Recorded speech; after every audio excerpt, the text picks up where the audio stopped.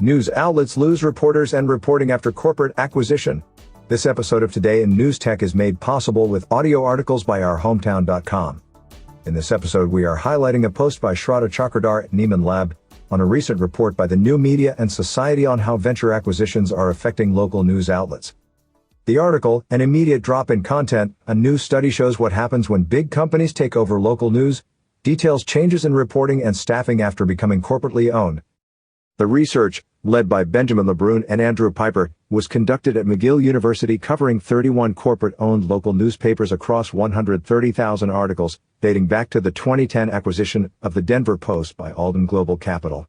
Here are a few of the big takeaways. Corporate acquisition gives rise to a local information gap. The decreases found at the local level indicate that following acquisition, publications are no longer able to allocate the same amount of coverage to the communities they serve. These decreases arise from both a reduction in budgets and in editorial staff. Post-acquisition periods are often followed by consolidation of both staff and content. Articles produced to be shared across regional hubs of newspapers are significantly less local and discursively more national than articles unique to a given newspaper. An alternative model is absolutely necessary.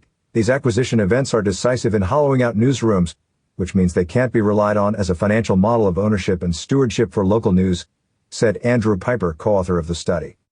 Today in News Tech, the podcast covering innovation in digital journalism. You can follow us on Facebook and Twitter and subscribe on YouTube or any of your favorite podcast apps. We'll see you tomorrow. At our hometown, we help newspapers build WordPress websites, design native apps, and develop digital subscription models. If you are interested in a free prototype of your publication on WordPress, go to ourhometown.com and click the Contact Us button.